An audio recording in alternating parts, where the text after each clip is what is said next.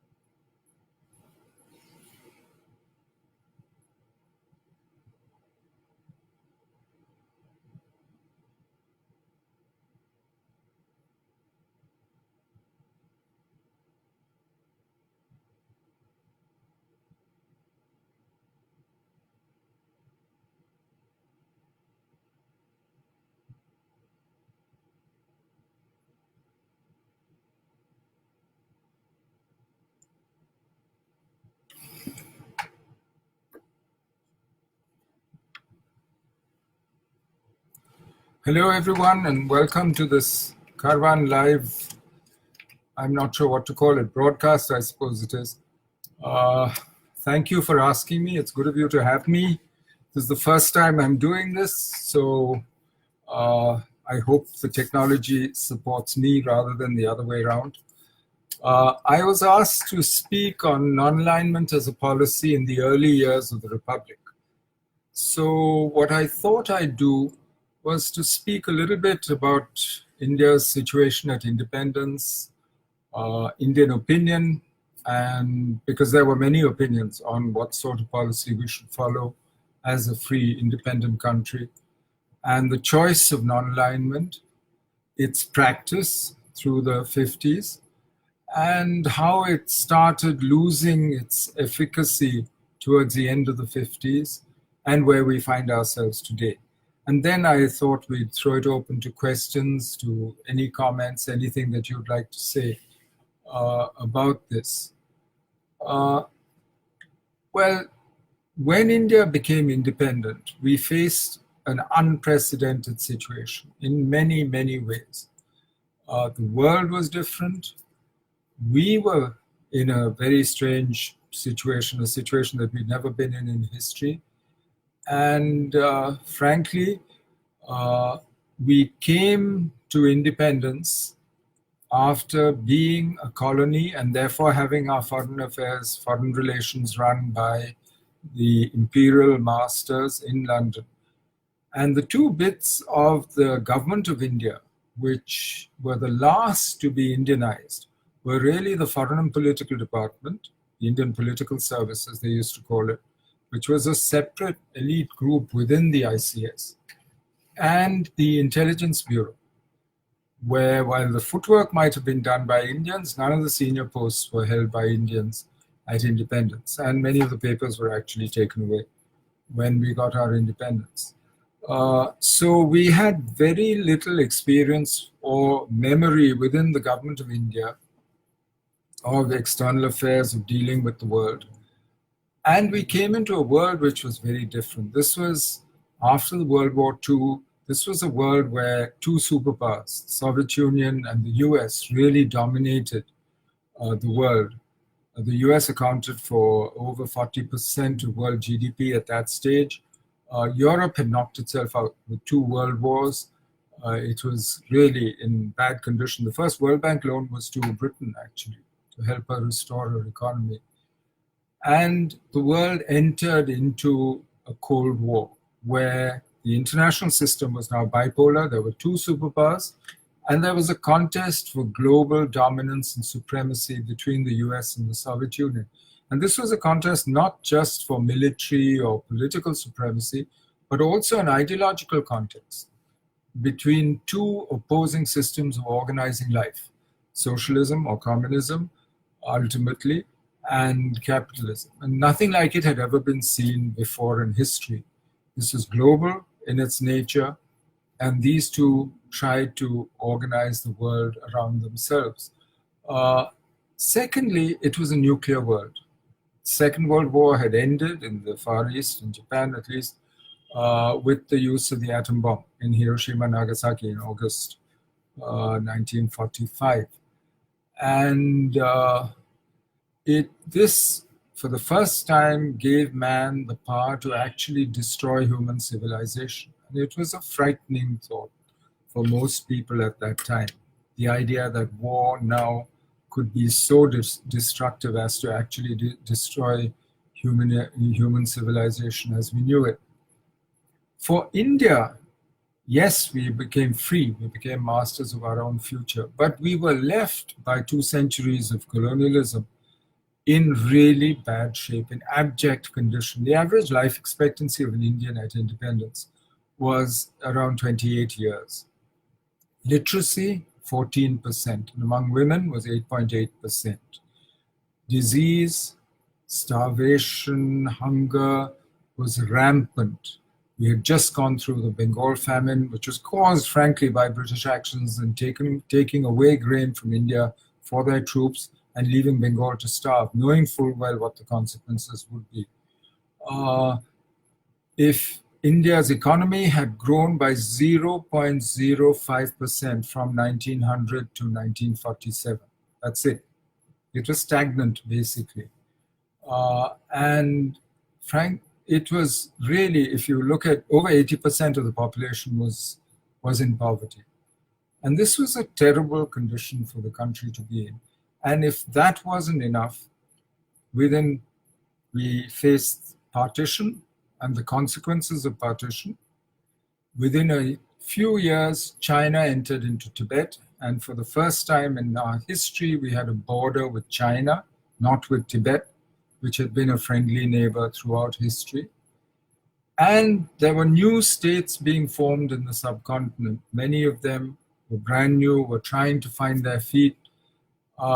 And certainly, in Pakistan's case, they based their nationalism on opposition to India. Pakistan got its independence from India. We might have got our independence from the British, but the Pakistanis got their independence from India. And as Ziaul Haq was once said, when he was asked by somebody, why are you doing Islamization in Pakistan? He said, look, if an Egyptian stops being a Muslim, he's still an Egyptian. But if a Pakistani stops being a Muslim, he's an Indian. So their identity was based on this. So we had a hostile neighbor to our west who cut us off from our traditional relationships in Central Asia, West Asia, physically at least. The Royal Navy withdrew, so our security at sea, now we had to take care of ourselves, but we had to learn how to do this because maritime security was something that the British always handled out of London for imperial interests, not for Indian interests. The British government in India, Curzon for instance, they were only permitted to handle the land borders and the British Indian Army in India. And that system of land borders was completely destroyed by by the consequences of World War II. The British had relied on a series of buffer states, or on keeping states on India's borders neutral and free of outside influence, whether it was Siam in Thailand today, or Tibet, or even Iran, which they then partitioned, divided into spheres of influence between them and the Russians, Afghanistan. So the idea was to keep a belt of sort of neutral territory around India so that nobody could invade India. And they could use India as a base then to deal with the rest, with Africa, with the rest of Asia, with the Indian Ocean region, and to dominate that. So given that situation, completely new situation, it was clear that the priority for any government in India had to be India's internal condition. I mean, certainly over 80% poverty, disease, we couldn't feed ourselves. This was certainly going to be the priority. And therefore, the external policy that for everybody was meant to serve that overriding interest in transforming India, in how to make India a modern, prosperous, secure state, country where every Indian could achieve their potential. Now, that became the driving force of policy. So the purpose of Indian foreign policy from the beginning, and even today, and I think for many years to come, should be to how to enable the transformation of India, how to create conditions externally which contribute to the transformation of India. And that is something that has stayed constant. But there were naturally different views within India on how this should be done. Not only on how to transform India, but which everybody accepted was the overwhelming priority. But there were different views on what kind of India they wanted to build, whether it was the communists who wanted a communist state at the end of it, whether it was people like the Hindu Mahasabha who had another kind, they wanted a Hindu Rashtra, or whether it was a secular, democratic, liberal republic, which is what the centrist parties wanted. And that was quite a range. And for each of them, they saw a different road to their preferred transformed India. For the communists, obviously, for them, their road to a communist India lay through alliance with the other communist states, joining the Soviet Union in this bipolar Cold War world. For many people in India, in the center and in the right, capitalism and therefore a much closer relationship with the US was an obvious answer. And some people on the right actually saw alliance with Britain and the US as the way forward for India.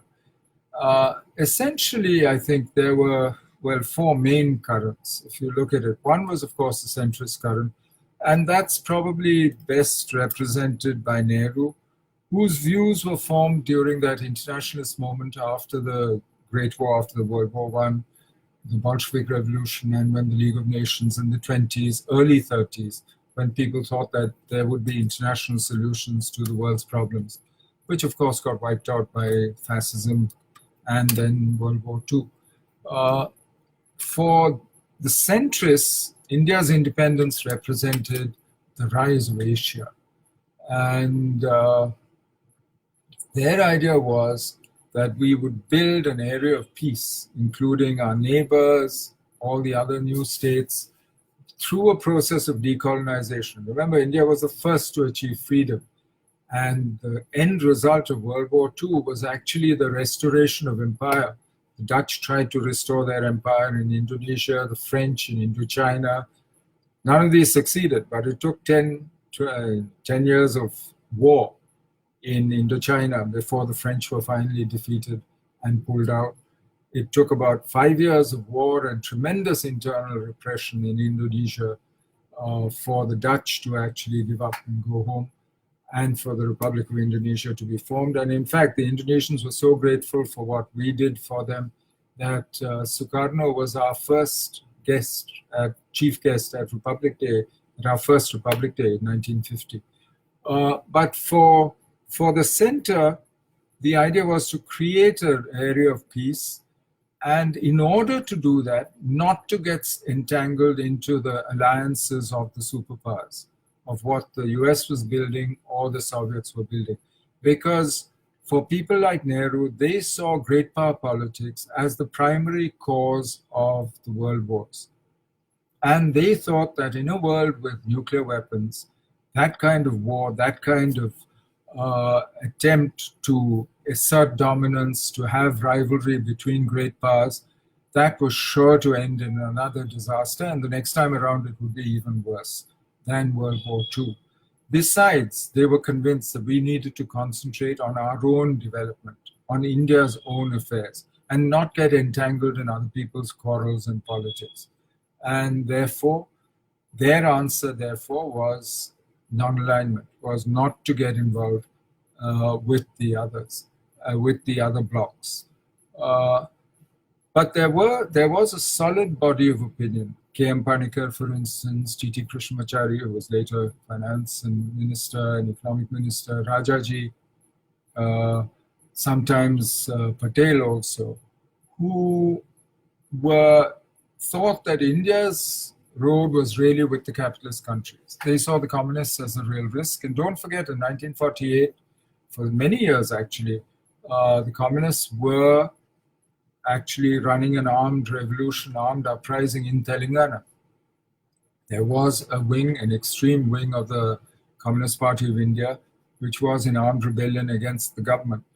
And for the Home Minister, Patel, obviously, this was a big concern because he didn't want this to spread through India.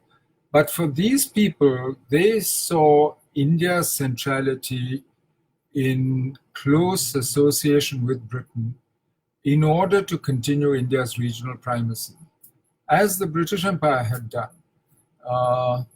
In fact, Panikkar wrote pamphlets, I remember one in 1919 saying we should knit India to England and England to India in free partnership.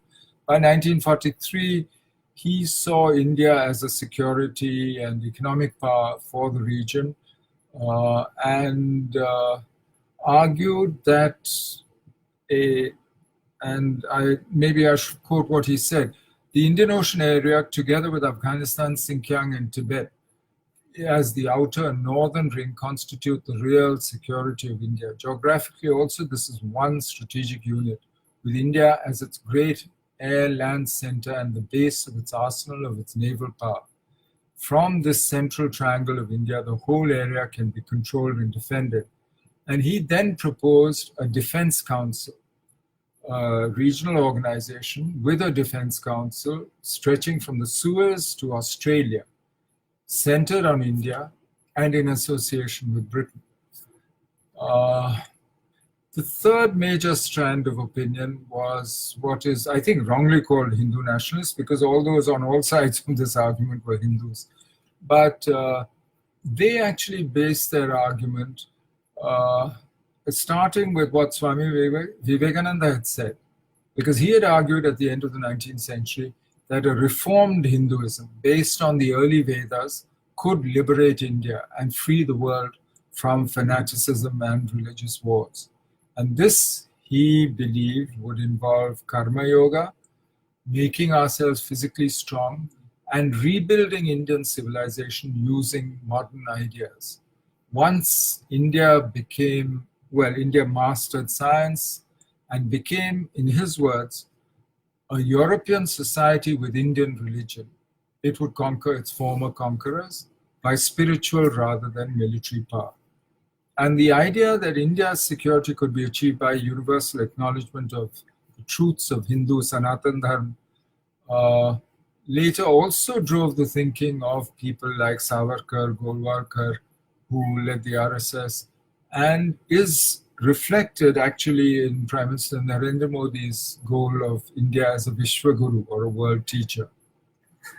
In fact, both Savarkar and Golwalkar argued that Hinduism is destined to bring world peace, but that Sanatan Dharma would only be taken seriously when India is a self-confident, resurgent, and mighty nation. And at that time, of course, they may not have had much influence or power, and they were focused more on the elimination of internal threats, which they defined as Muslims, Christians, communists, in the pursuit of which they were ready to work with colonial power and to admire the European fascists.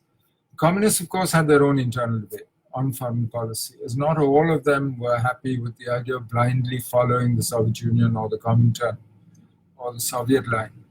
But those who thought for themselves were soon thrown out of the party and found themselves without any influence. It was only after the Communist Party of India broke free of outside tutelage and direction and began thinking as Indians in the 60s that communists actually began to have some influence on foreign policy. But all sides of this debate were agreed on certain things: India's centrality and importance, that the main task was at home and that foreign policy should help the development of India. And they were all also wrong about what actually happened. None of them recognized that Britain lacked the ability to actually work in Asia anymore. In fact, Britain withdrew west of Suez very soon thereafter. Nor did they recognize, I think, some of the resentments that empire had left behind in Asia against India. Don't forget that during the Second World War, nationalists in many countries were faced with a very hard choice. Were they going to, the Japanese were promising that if you work with us, we will give you your freedom, we will lead you to freedom. In India also, we saw that debate between Netaji and other leaders of the Congress. Some people chose to believe them, nationalist leaders in Myanmar, in Burma, in Indonesia, many places chose to believe them. But the actual defeat of Japan was actually carried out by the Indian Army. It was the Indian Army which, as an instrument of the British Empire, that actually defeated the Japanese land army in Asia and drove them back. But parts of the Indian community had worked with the Japanese. So that was one problem in places like Singapore and so on, where there was tremendous resentment against collaborators. But also there was resentment in places like China and so on, where Indians had actually worked for empire. The police force in Shanghai, where the parks used to have signs saying no dogs and Chinese allowed, the police force were all Sikhs from India. And it was the use of the Indian Army as an instrument of British Empire that Nehru and the Congress objected to. One of the first things Nehru did when he took over the government was to secure the withdrawal of Indian Army units from Japan, from what is now Vietnam, and from other places. And by 1947, the Indian Army units were fully withdrawn from Southeast Asia. Besides, after partition, Panikkar's ideas of working with Britain in Asia really were no longer practical policy. The army had enough to do fighting Pakistan in Kashmir and dealing with the consequences of partition. India lacked the maritime dominance in the Indian Ocean and the Arabian Sea that the Royal Navy used to have. And we lost our access to the West with partition. And Patel's death in 1950, December, removed the last powerful advocate of such thinking within the government. One consequence of British perfidy on Kashmir in the UN, when we took the problem to the UN, expecting the UN to side with us as the victim and to declare Pakistan as the aggressor, but instead they played politics with it, was the disrepute that then attached after that to any suggestions like Panikkar's of close association with Britain.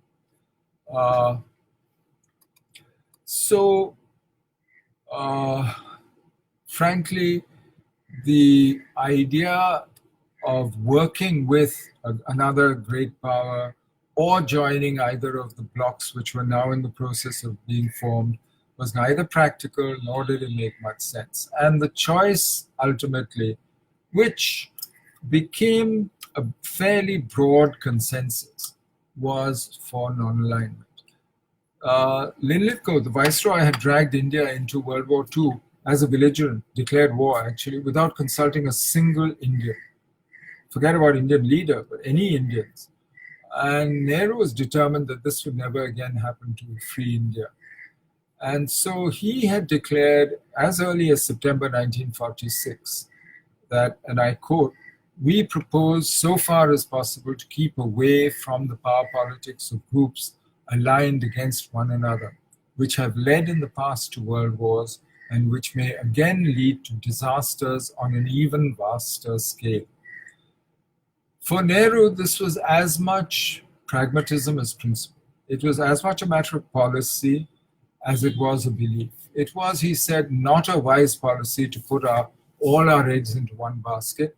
And purely from the point of view of opportunism, he himself said, an independent policy is the best. He always said that what we are doing is not declaring ourselves neutral or opting out of international politics. What we are doing is reserving the right to judge each issue on its merits and how it affects our interests, and then to act accordingly in our own enlightened self-interest. And he said, if you want to judge the results of these policies, and this is where it's important, he regarded non-alignment as a policy. He said, judge the results of policies by their outcomes in practice. And he opposed any attempt to try and institutionalize it. So he didn't think of it as a movement, because he said, what's the point of creating one more bloc? There's already a Soviet bloc and an American bloc.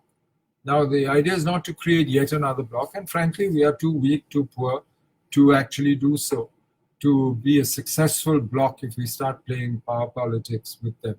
So whenever others suggested organizing the non-aligned into a movement, creating a secretariat, or setting up a regular system of meetings, of summits, Nehru opposed it.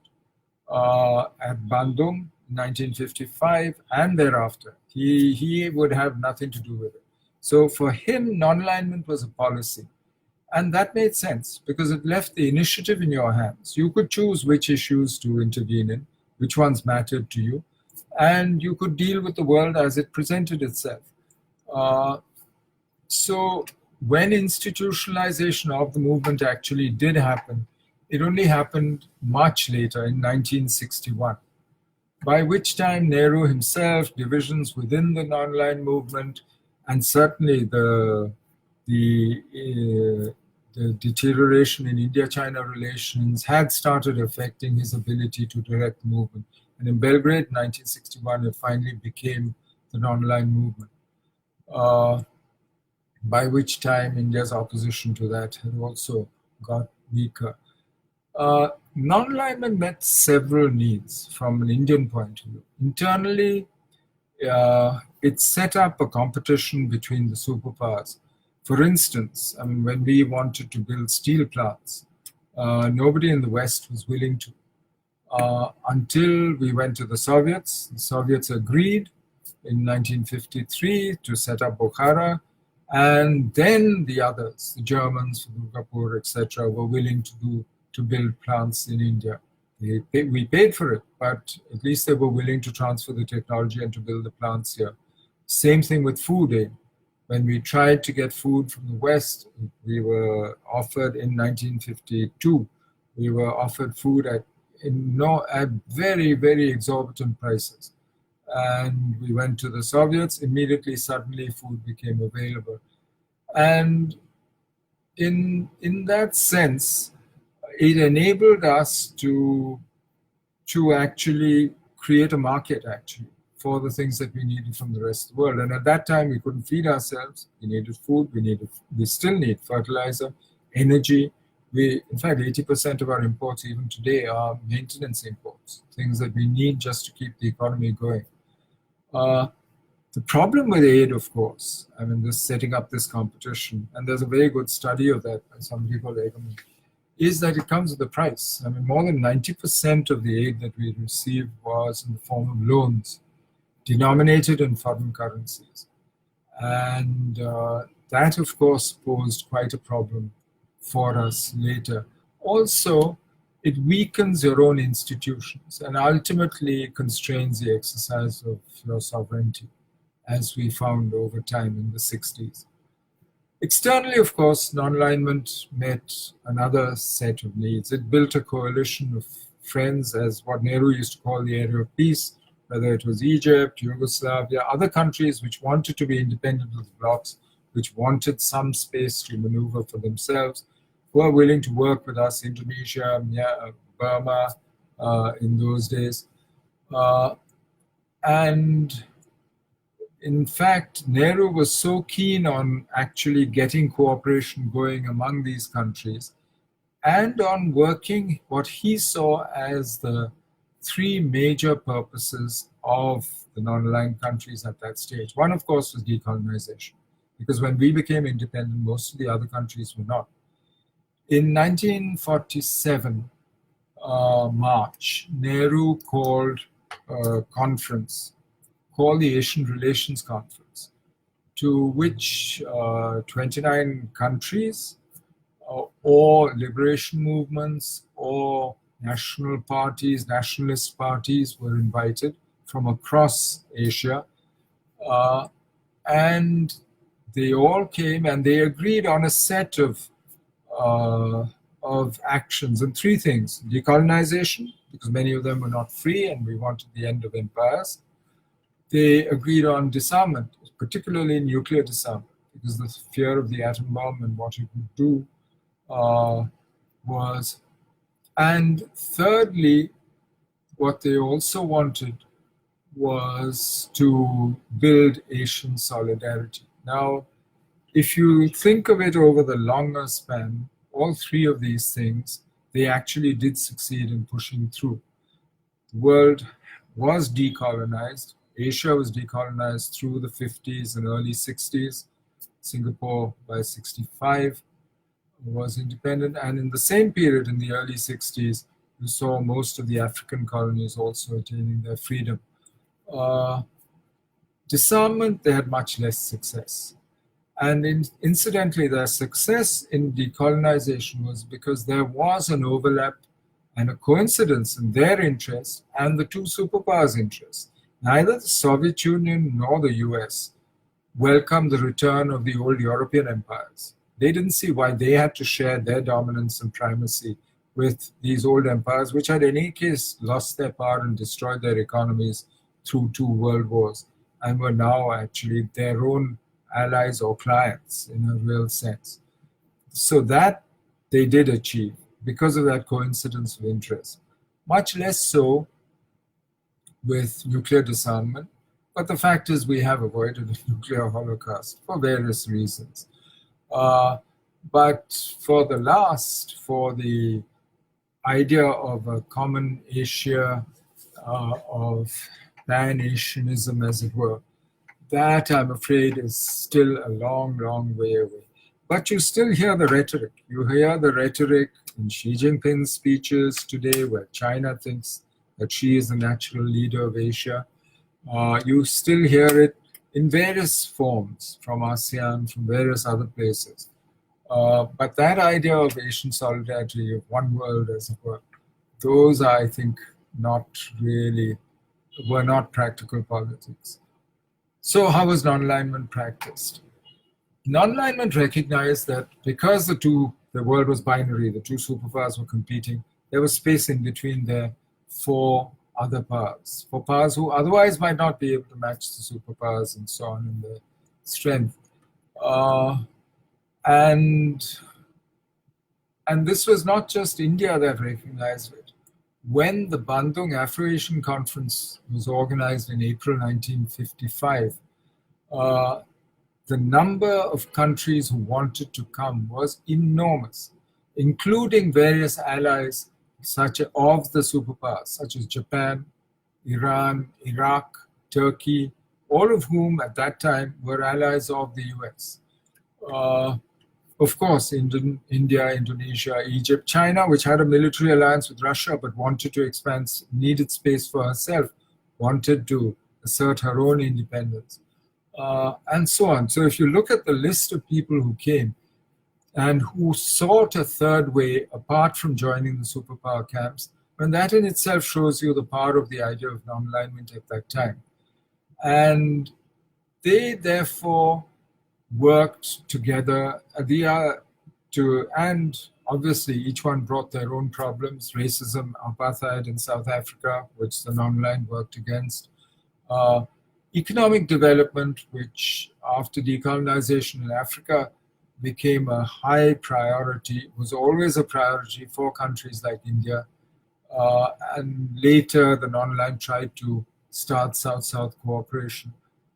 But if you look at the sheer number, it shows the utility and the wide appeal of non-alignment, despite everything that the US, the West, had done to give non-alignment a bad name. It's interesting, though, that the two superpowers had very different attitudes to non-alignment. You see, the US was always dominant in the competition with the Soviet Union. The Soviet Union had military power, but had very little economic appeal. And whatever appeal it might have had initially of having industrialized very quickly, that faded when capitalism did so much better in the 50s and 60s. And therefore, and the US had a much wider range of allies across the world, in Asia, Japan, etc., all of what is now ASEAN, first as colonies, then as independent allies, Australia, right through the Middle East and into Europe, whereas the Soviet Union was really a constrained power. So because the US was dominant, she could take the attitude that if you're not with us, you're against us, and established sets of military alliances, whether it's SEATO, CENTO, NATO for the North Atlantic Treaty Organization, SEATO for Southeast Asia, CENTO for Central Asia, Pakistan, Turkey, and so on. And the Soviets could not match this. So the Soviet attitude to non-aligned countries was, if you're not if you're not with our enemies, we are happy. So the Soviets were ready to peacefully coexist with the non-aligned, and in fact found it useful to expand the area that was not under US dominance or part of the US strategy, while the US insisted on people joining in with them. But in practice, the non-aligned found it very difficult to do what Nehru had said they would do. You remember Nehru had said that they would judge each issue on its merits and then act on it depending on the merits and their own self-interest. Take, for instance, the Korean War, which I think was actually maybe the high point of where India's non-alignment could actually play a role. North Korea invaded the South in June 1950, and very soon was about to drive the South and even the American troops who had gone in with a UN flag to resist, was about to drive them off the peninsula until MacArthur managed to land behind the North Koreans and then drove them back towards their border with China. Chinese got worried when they saw this turnabout. Chinese who had been assisting the North Koreans and helped Kim Il-sung actually to persuade Stalin to support them. They got very worried, sent warnings to America. And the way they sent warnings was to tell Ambassador Panikkar, our ambassador in Peking, that the US should stay away from their borders or else China would intervene. Of course, the Americans didn't want to listen. They didn't, Truman especially, I think, had a problem with listening to our advice, because we had told them from day one that they should restore the boundary where it was between North and South. They should cease fire and they should go back to discussing and negotiating, which was not welcome advice on either side through most of the war. But by the spring of 1951, both armies had fought themselves to a standstill. They were back exactly where they started, when the war had started, after a grueling war, which had actually already killed something like 36,000 American troops, 600,000 Chinese troops, and over 2 million Koreans. And then it was a long, slow grind. But after Stalin died, and once Eisenhower came to power in 1953, finally they signed an armistice, which basically did exactly what India had said right from the beginning. We had played a role at various stages. We had headed the UN Commission, which before the war, had made proposals for how Korea should be reunified and run. When the war broke out, we sent an army medical unit. As I said, we carried messages from the Chinese to the Americans, even though Truman had this blind spot about India and Nehru. And when the armistice came, we helped with the repatriation of prisoners of war and helped in the Neutral Nations Commission, actually. So our role as peacemaker in Korea was quite considerable and successful ultimately, even though, frankly, the loss of life was really unnecessary. So the Korean War showed how the Cold War involved superpowers in issues which were not direct threats to them. There was no direct threat to the US and Korea, but they sent troops in to prevent a communist takeover of South Korea. Nor was there any direct threat to the Soviet Union, frankly, but she supported to China as well until they came close to the Chinese border. Korea had a whole series of consequences, made Japan important to the US, etc. And the same thing happened in Indochina, where, again, India was chairman of the commission, three-country commission, International Control Commission, which supervised the peace after the French withdrew. And there was an agreement on a ceasefire and elections to be held, which were ultimately never held. But this role worked of being peacemaker, of carrying messages, of trying to bring, as Nehru said, expand the area of peace.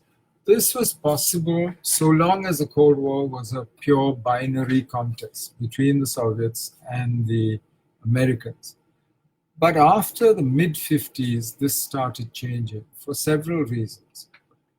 For one thing, the US, once Khrushchev came to power, de-Stalinization, 20th Party Congress in 1956, he then actually changed from direct confrontation to peaceful coexistence. In other words, you go your way, I go my way. Leave me alone to manage my own country and my allies. I leave you alone, which immediately reduces the space. If they're talking directly to each other, there's very little space for anybody else to insert themselves. Secondly, the Soviets and the Chinese started having major difficulty. Mao didn't like de-Stalinization. He thought he was next, that he was the next leader whose reputation would be attacked. He had a personality cult going and was much like Stalin in many ways. So the last thing, he wanted China to play a role in leading the communist movement, international communist movement. And that, of course, he couldn't do so long as the Soviets were there. So the solidarity of the bloc had broken down. And from our point of view, in 1953-54, Pakistan and the US entered into not just a defense agreement, which then led to the supply of something like $2 billion worth of US arms. Remember, at that time, over the next 20 years to Pakistan. But also in Pakistan joining CENTO and SEATO. But Nehru's reaction was interesting. He chose not to do the normal balancing thing. You join them, I'll join the other side. Instead of joining the Warsaw Pact and so on, he tried to expand the area of peace. And this was one motivation for him to actually he went to China in October 1954. He started working with other countries, Bandung in 1955. His attempt was to limit the damage that this polarization of the Asian countries could then do to India's interests.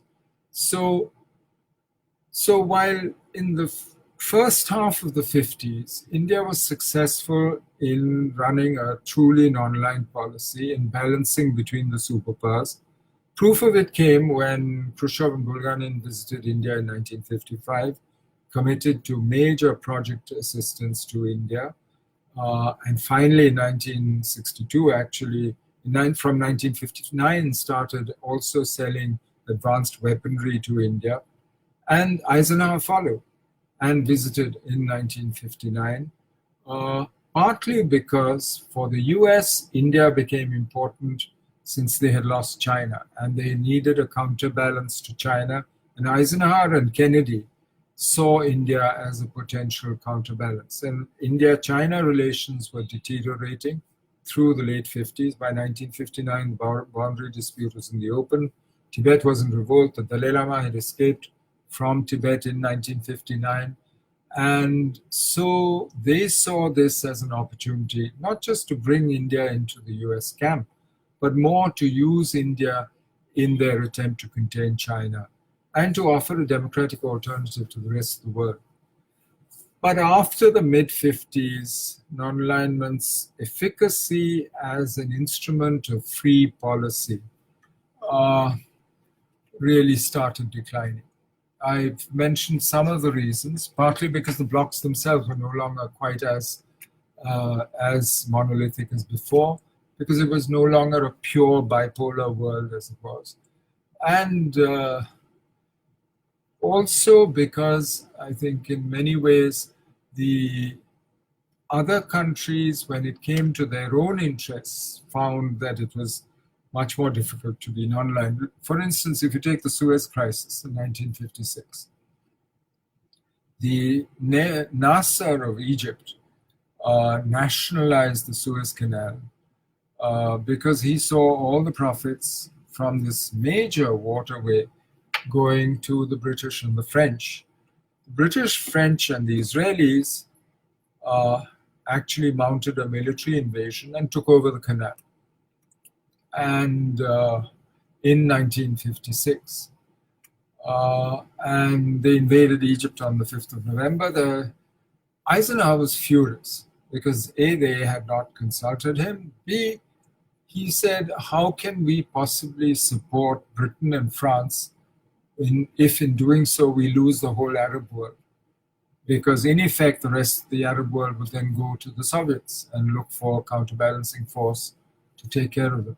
So we worked with the Americans, and Eisenhower actually forced the British and the French to withdraw, proving that Britain and France were no longer the kinds of powers who could operate independently against US will in the rest of the world. And that public opinion in the post-colonial world really counted. It did matter. So the real winner, of course, was Nasser, who kept the canal, humiliated the colonialists, and had balanced the two superpowers against each other, securing his position as the undisputed leader of Arab nationalism. The fact that he subsequently went on to lose wars against Israel, of course, dented that subsequently. But that was all to come later in the future. But radicals like Nasser, Ben Bella of Algeria, Mandela in South Africa, who was at that stage free and making his way, they were very unhappy with India's position, which was in favor, like all traditional non-aligned positions, in favor of negotiations. And the fact that we were not willing to militarily support African liberation movements. And frankly, the way the Suez crisis was solved showed that ultimately, in a Cold War world, if the two superpowers agreed on something and they counted and they determined outcomes, not the old imperial European powers or the much larger number of non-aligned countries. So if you have to look back at non-alignment right through this period, look at all the crises, how did it do? It did well in terms of India getting assistance, breaking out of, as I told you, a growth rate of 0.05% at independence, overcoming the difficulties of partition and the whole difficulty of knitting together a country which the British had literally left in pieces, leaving 560 separate princely states, and with an enemy to our west and a war from day one in Kashmir. Despite all that, non-alignment actually made the best of a difficult situation. And I think India managed to manage the effects of the Cold War, which were not good, by managing the contention between the superpowers. through non-alignment. So as a policy, I think it worked, but it had its limitations. And, bipolar systems can be cruel on middle parts who are unwilling to be allies or clients. And many of our tactical policy failures were exacerbated in this period. This is most apparent in our dealings with China, where, as you saw, it deteriorated, ended up in war in 1962 and a humiliating defeat. And with Pakistan, who was more than happy to find external sponsors and to ally with them to further their aims vis-a-vis India. But all in all, there is a core to non-alignment as a policy, which suits India's geography, history, maybe even our temperament. Every successive government of India has followed a non-aligned policy by one name or another, keeping our options open, not joining alliances. Since every democratic politician has to show how different he is and how much better he is than his or her than their predecessors, we've called it by different names. It used to be non-alignment. The Janata Party called it genuine non-alignment. Since Mr. Vajpayee's time, we've used the term strategic autonomy.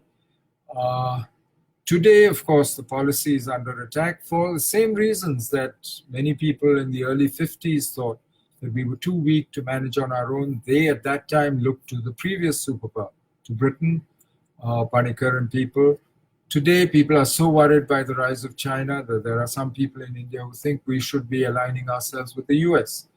I am not so sure. I don't think that's the answer. I think the essentials of non-alignment, the idea that we maintain our ability to judge issues on their merits and on how they affect our interests, and then take a decision on what to do based on our enlightened self-interest. I think that core, that essence, is all the more important at a time of global uncertainty like now.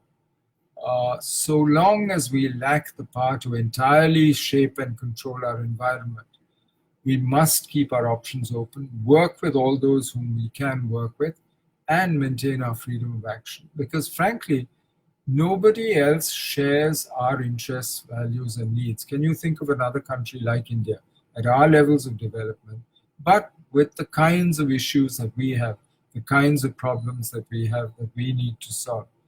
I can't think of another one. Yes, there will be overlapping interests. There will be different countries who will share some of our interests. You build a solar alliance, you'll get one set of countries. When you're dealing with maritime security, you'll get another set of countries.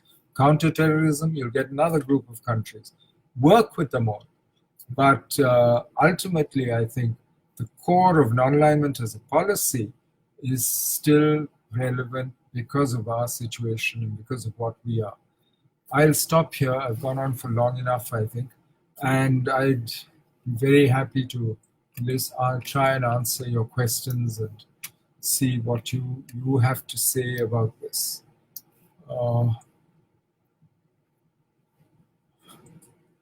Let me start with Rohan Notial, who's asked a very good question, actually. How different is our foreign policy today as compared to our priorities in 1947? Our strategic goal is the same, transforming India. But this is not the India of 1947. I mean, any of the simple metrics, literacy, you're now in the 70%, life expectancy in the 70s, early 70s. You look at everything in the way we have actually developed. We now have strength, abilities, which we never had before. So for me, at least, while the strategic goal is the same, I think we need to look at which bits of our power we need to. Interestingly, in the last 30 years, by every metric of power, India has improved her position against every other country except China. China did even better than we did. So it seems to me that there is, today at least, a moment where the situation around us is different. This is not the bipolar Cold War world. Our needs have also grown, are different from before. So we will need to adjust policy, but the core, as I said, is still valid. Did India's leadership of the non-aligned movement face any consequences from the US and the Soviet Union? Obviously, neither of them was entirely happy. But as I tried to say, because the Soviet Union was the weaker party here and with less friends, they were happy if you were neutral. Whereas the US was not happy if we were neutral. In fact, Dulles, the US Secretary of State at that time, called non-alignment immoral. He said, how can you choose to stand, well, how can you not choose freedom and democracy as against totalitarianism and communism? But it's interesting. There was always a tension, I think, between our economic needs, which ultimately the West was in a much better position to meet, and the political imperative to prove our independence by also working with the Soviets. And finally, when the US during the 60s, during Lyndon Johnson's time, when they no longer saw India as a counterweight to China after we lost the war in 62, and when the US made up with China in 71 under Nixon and Kissinger, then frankly, they didn't see the point in investing in India, and we were actually pushed into a position of relying much more on the Soviet Union, whether it was for weapons or even for political support internationally. So that shifted over time, but that's because the nature of the situation shifted, and we also shifted accordingly. Somebody has asked about the subcontinent, and didn't the others want to become part of NAM? Actually, it's interesting. All of them, you see, if you look at the subcontinent or South Asia, in a Cold War world, it was a sideshow. The main fault was in Europe, where the Soviet Union, where Europe was partitioned. There was a line down the middle. Berlin Wall is a symbol of that. And that was where the previous world wars had been fought. That was where the Soviet Union and the US faced off against each other, and their allies had borders with each other. But the killing fields were in Asia, because this is where the non-aligned were.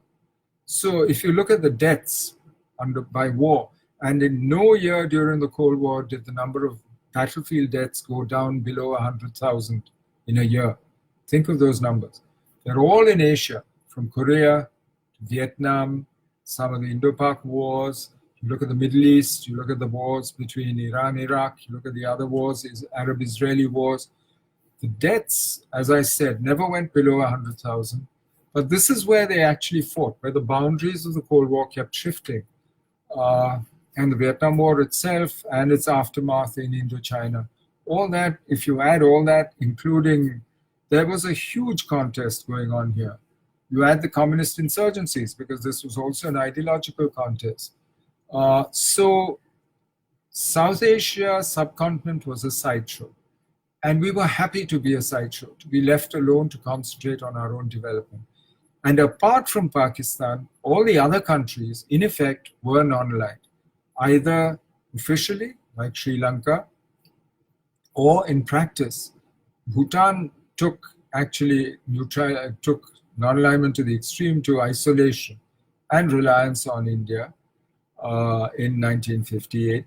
Nepal wouldn't sign any agreements, didn't want to join any movement, but in practice was non-aligned and worked between the two great powers from her point of view, which was India and China, and tried to balance that relationship.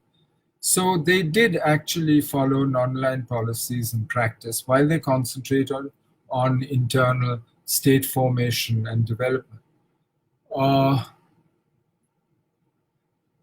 Sumanta Bhaumik has asked, while we were taking a lot of help from the USSR, weren't we aligning more with the Soviets while advocating for NAM? Yes and no. I think, and this is why I mentioned Egerman's book, it's interesting. The US ability to build projects and run projects and to compete economically with the Soviets declined steadily. They built Tarapur, by the way, for us, and that was case of building a project at a time when the Soviets were not able or could not match the US offers.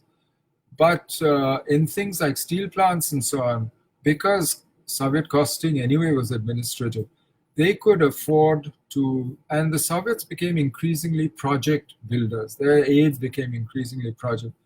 US aid became increasingly financial or commodities. And if you add up, the US steadily accounted for about 40% of aid to India during those early years. If you add to that the World Bank, which accounted for another 40%, over 80% of the aid actually came from the US. It's only after the 67, 68, we turned to the left domestically. Don't forget bank nationalization, abolition of privy purses, a whole set of measures in domestically where we turned left, and where the US also turned away from us because of our attitude on the Vietnam War and the idea that somehow we were no longer useful vis-a-vis China. That motivation which Eisenhower and Kennedy had, that went away. So the real reliance on the Soviet Union from our point of view came in the 70s. And 71, therefore, we signed the Treaty of Friendship with the Soviets in August before the war with Pakistan. And our major weapon platforms in the 70s became Soviet. For various reasons, we faced a US embargo after the 65 war, which was never lifted. It was lifted on Pakistan in 1969, but not on us. So yes, we were dependent on the Soviets. And was that non-aligned? There's a lot of argument. Many people say, oh, how is that non-aligned? But frankly, many allies were actually part of the non-aligned movement. Countries like Cuba and so on, if they could be part of the non-aligned movement, what we did was far less. Ours wasn't even a military alliance with the Soviets. It only said we'll consult if there is a threat to either of us. Aditya Mahich has asked, what would happen if non-alignment became a bloc? I think Nehru's fear was that it would become completely ineffective. A, it had very little power. B, it had very little money. C, the superpowers would just ignore it. And they would slowly chip away at it, and countries would then say, why should I belong to this bloc when the other blocs are offering me much more in terms of security, in terms of prosperity? And so that was, I think, his fear about it becoming a bloc. And in a sense, if you look at the subsequent history of NAM, NAM was most successful, or the non-aligned countries were most successful before they were NAM, before 61. After 61, it's hard to point to many things in the international system which we've achieved. Before that, we achieved decolonization, some amount of nuclear disarmament. We also managed to see the end of apartheid, of all things which we started in the 50s.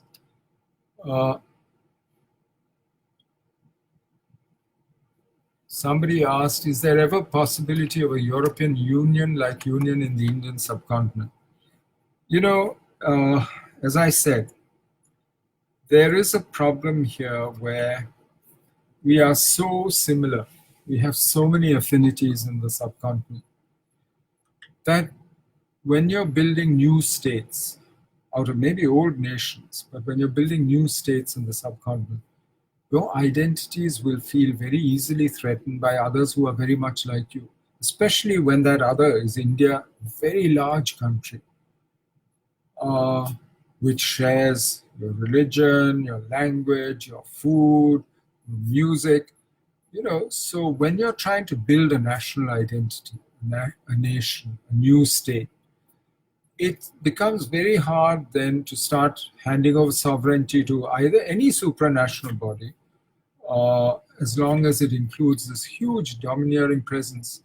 And so SAARC, when we started, one of the ways was to actually overcome some of the disadvantages of not just partition, but the fragmentation of the subcontinent that the British had done before leaving. And we thought we'd start with the bits that are easier to do, economics, social, other socioeconomic integration. And SAARC has done good work on that. We do have a South Asia Free Trade Agreement. We have tried gently to try and move that on. It works when you take the politics out of it. If you bring the politics into it, and frankly, even the European Union, after 400 years of war, 2 world wars, destruction of their own power, still finds it very hard to run a common foreign policy or a common defense policy. They've taken steps, they're trying, but it's not easy. And to expect the South Asian countries to do that at this very early stage of their state building and nation consolidation, I think is too much. So if you ask me, will there be a European Union-like union? It is a declared goal, by the way. Everybody signed on to that goal. But I don't see it happening very quickly. But I do think we can, in practice, do most of the things the European Union does. After all, setting standards, rules, regulations, things like that, we could easily do as technical issues among ourselves, among the countries who want to do it. And it would make our lives much easier if we were willing to do that. Somebody's asked how best could we deal with China going forward? Well, for China is a very different kind of problem. I won't go back to the 50s and so on, because there I don't think we handled China very well. But I do think that if you look at the last 30, 35 years or so, we have managed to live in peace with China while we concentrate on more important things, developing ourselves.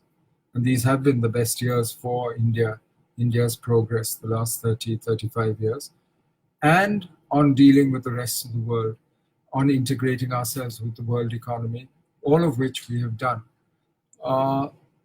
But today, we're in a very different position. We do have issues with China. We have the world's largest boundary dispute.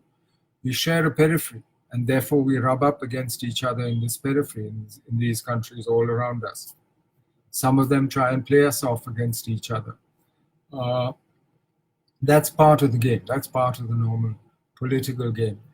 But I think we have to find a way with China of managing both our competition and our cooperation, because China is our biggest trading partner in goods. If you add services, the US is. So we can't do without either. And as China-US relations get harder and more difficult, each one will say, don't go with the other, go with us. That's not a choice we want to have to make. So here again, it seems to me that we need to work with both relationships. Both are important to the transformation of India, which, as I said, is our primary goal. And I don't think we can do it if we antagonize or have hostility with either of them. We need to get on with improving the lives of our own people.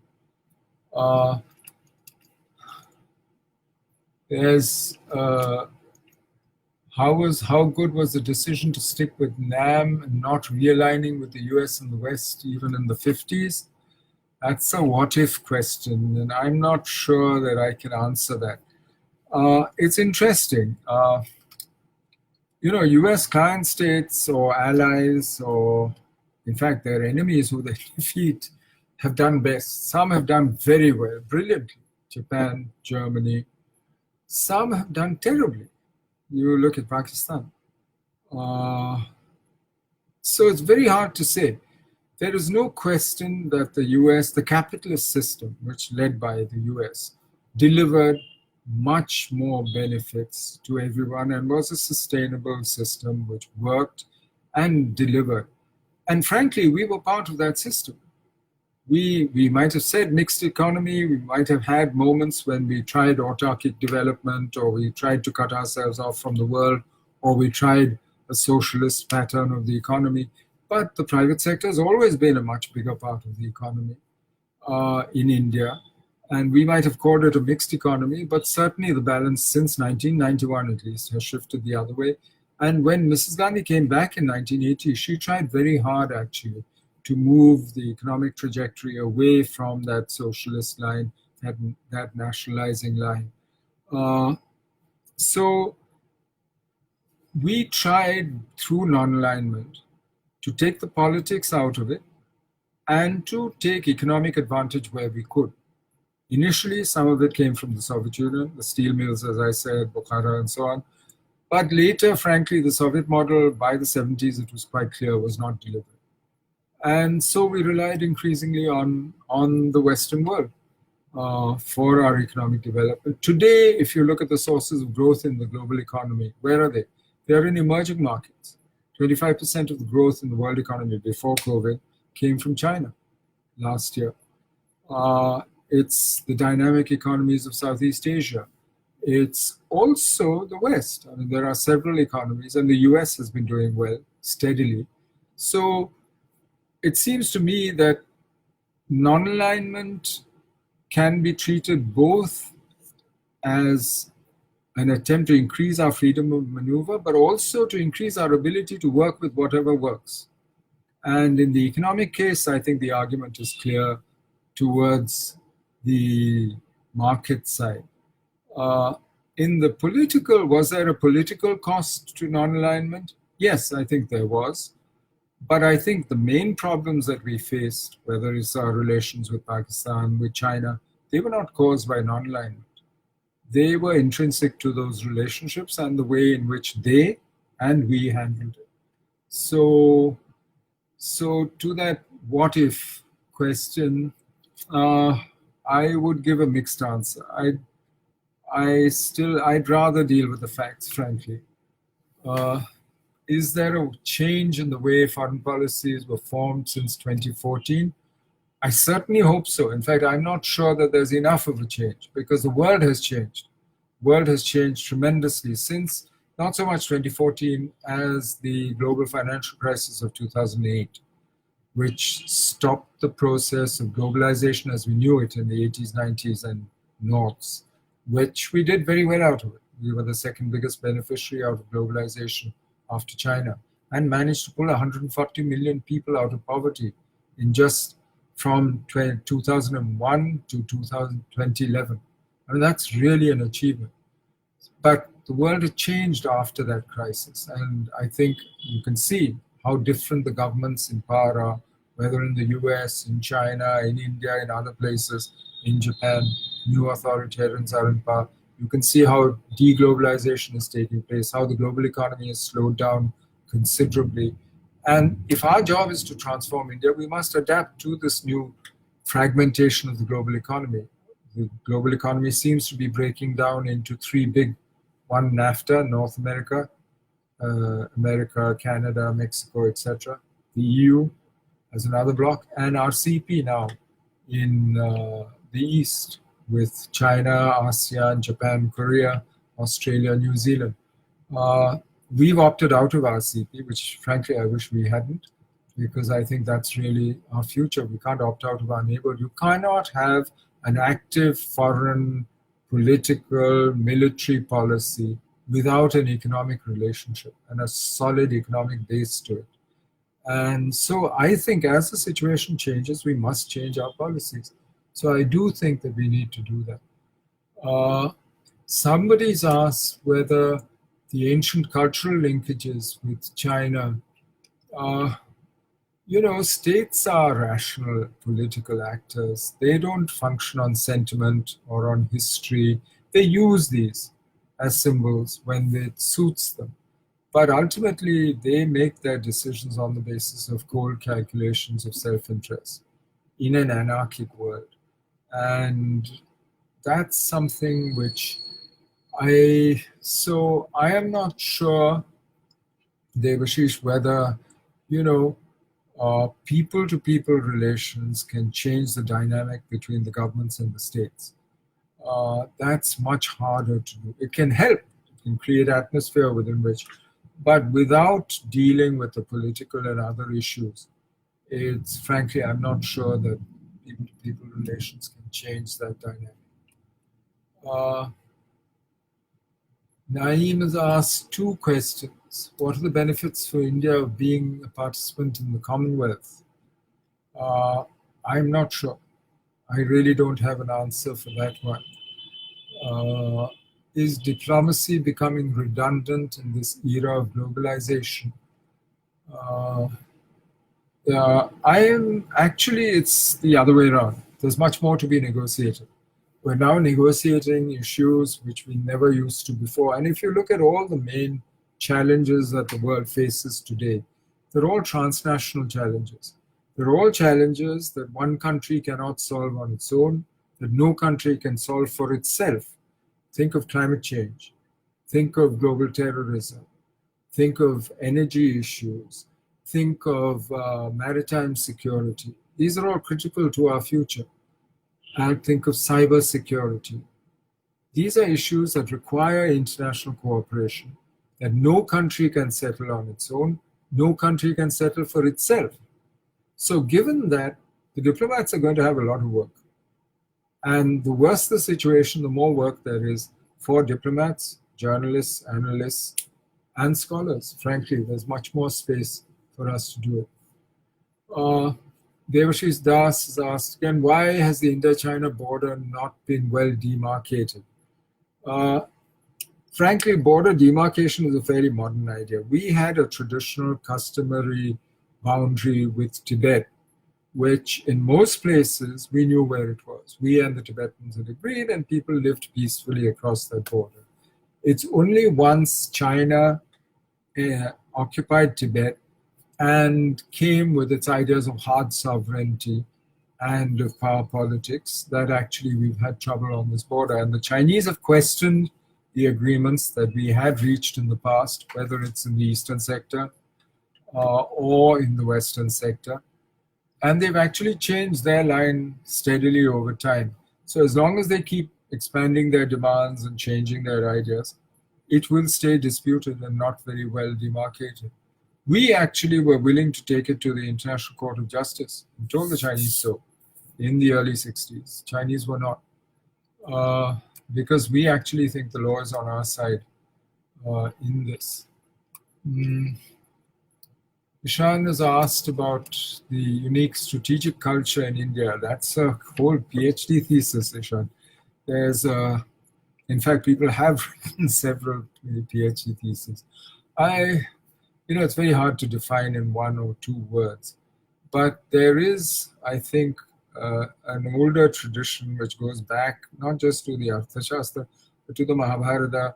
There is an older tradition of statecraft, which is interesting because it actually is better suited to deal with today's world.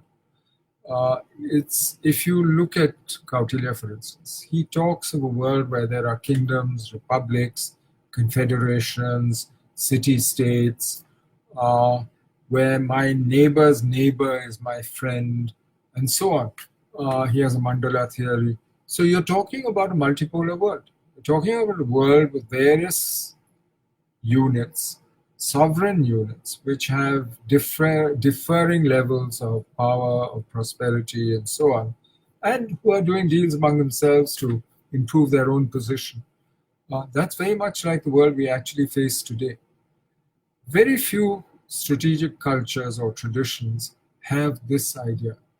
For most, the Chinese have a very hierarchical view of how the world is structured, all under heaven. There's heaven, there's the son of heaven, and there's everyone else. And the closer you are to the son of heaven, the more Chinese you are in your culture, the more civilized you are. But it's one universe. It's a universalist conception with one leader in tradition. I mean, no longer now. They've westernized, they've modernized. But so we have a strategic culture which is unique. I've always felt that we haven't done enough work on it ourselves because we need to think these ideas through, play with them, and make them our own again. It's no good each of us operating on what we might think. We need actually a much more coherent body of international relations scholarship about ourselves. It's starting. There are good younger scholars doing that now. I think if you look at Nehru's choice, by the way, the Ashoka Chakra you can trace to Buddhist origin, to the wheel of law, which Buddha started turning when he made his first sermon. But the Sarnath lions as a symbol of sovereignty were not Buddhist symbols at all. The Lions were used across the world, in China, in Persia, before they were used in India, and had been used by previous dynasties as well as symbols of sovereignty, the king of beasts. And therefore, frankly, I don't think we can ascribe a religious identity to that. From Nehru's point of view, Ashoka was not so much a Buddhist king as a secular ruler, because he did say, Rocky Edict number 12, for instance, he did say that he would respect all Shramanas, Brahmanas, everybody, all religious persuasions. So I'm not sure that we should ascribe religious labels to these. Somebody asked about the war with Israel, Nasser's war with Israel. I think, the problem here is slightly different. I think if you look at the 56 war, the US was neutral and forced the British and the French to withdraw.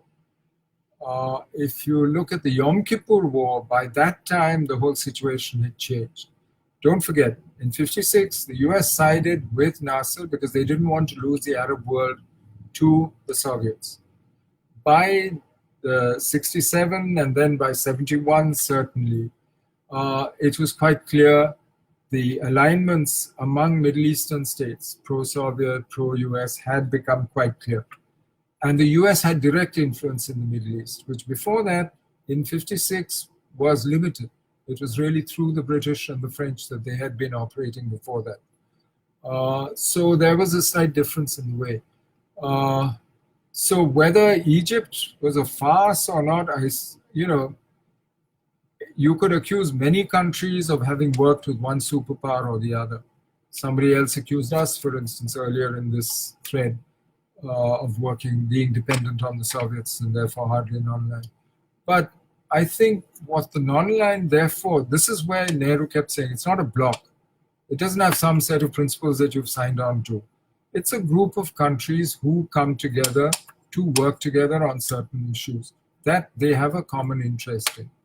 And that's why it worked well when those issues were defined as decolonization, as I mentioned, the three big issues in the beginning.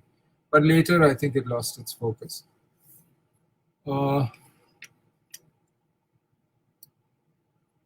Borders are, somebody asked whether it's possible for international borders of all countries to be smartly managed. Borders and boundaries are two separate things. Boundary is a line where one country's sovereignty ends and another country's sovereignty begins. Where your legal jurisdiction ends, their legal jurisdiction begins. Border is the zone between two countries, between two nations, two civilizations, cultures, whatever. It's the zone where you interact. You look at each of our borders, I'm not saying boundaries. If you look at the boundaries, every boundary that India has cross-border ethnicities. Mizos in India, Chin in Burma. The same ethnicities on both sides of these lines. The lines are artificial. Borders are not. Borders are where one culture shades into the other, where ethnicities shade into another, where cultural practices change and mingle, where ideas are exchanged, goods are exchanged. And borders are really the natural state of things. If you think of it, there isn't a single boundary on Earth today which is where it was exactly 200 years ago. It's very hard to think of any. Forget about the subcontinent. Even the US-Canadian boundary has changed, has been changed.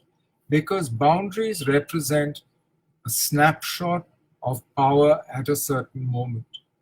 And power shifts, things change. And this is why boundaries lead to so much trouble, why so many wars are fought over boundaries, why boundaries are changed each time. You think this is it, permanent, and that's it, it doesn't last. Look at European boundaries. Look at how often they've changed, all the boundaries, including the big states. So technology doesn't solve this problem. Technology just doesn't solve the politics, the relationship, the power relationship, which determines where a boundary is. It also doesn't solve the problem of the border, which is a question of interaction, of how you exchange things, how you live with each other, how you cope with each other. And that's something that technology is only a tool, but that needs ultimately both borders and boundaries need political management. We can't do without that. Somebody said Nixon evidently didn't care about India internationally. I think for Nixon, once his opening to China worked, and once Mrs. Gandhi showed the limits of Nixon's power in Bangladesh, where she managed to help to create a new country in the face of Nixon's opposition, stated public opposition, I think obviously he was not going to be very happy about that. And the other thing is, it's a fact that we were not doing as well economically then as we did later. Once we started doing much better, certainly the world treated us with much, much more respect and treated us much better. There's a question about India's strategic expansion in the Pacific Islands. I'm really not the right person to answer that, because much of this has been an attempt to try and meet their needs and to see whether there are things that we can do together. And I think we're still at the stage of building that relationship out with the Pacific Island Forum members. And that's something that I think is worth doing, because we are now much more integrated into the world and we do have interests everywhere, including in Antarctica. And so I think we will naturally work with whoever we can around the world. Can India maintain its non-alignment considering China's One Belt, One Road initiative? As I've said before, I don't think we can run a non-aligned policy like in the 50s. The world has changed. We've also changed. But I do think that we need to maintain our strategic autonomy. But that doesn't mean not engaging. Strategic autonomy means actually engaging much more in the world, being much more engaged. The more we are engaged in the world, the better we've done. You look at history, all the parts of India that have done best, Gujarat, Malabar, Coromandel Coast, Vanga, and the whole, Orissa, Andhra, that whole coast. These are the parts that were the most stable politically, that were the most economically prosperous, and these are the parts that were most connected to the world. And look at the last few years. In 1991, we started reforms. External merchandise trade was about 15.3% of total GDP. By 2014, that had gone up to 49.6% of GDP. Just think of that. Almost half your GDP was external merchandise trade, not adding services, not adding remittances. The external sector is more than half your GDP. You need the world. You need it for goods, for energy, for markets. You need it for what you need to run your own economy, for technology, for capital.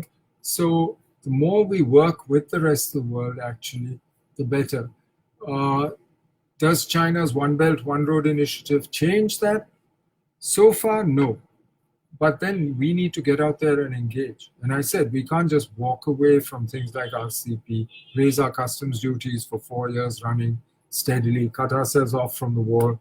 And that is the risk in trying to go it alone. We tried to go it alone in the late 50s, early 60s, and we saw what happened to our economy. That wasn't a good thing. Is our policy towards our immediate neighbors a balanced one? That's like saying, when did you stop beating your wife? That's not an easy question to answer.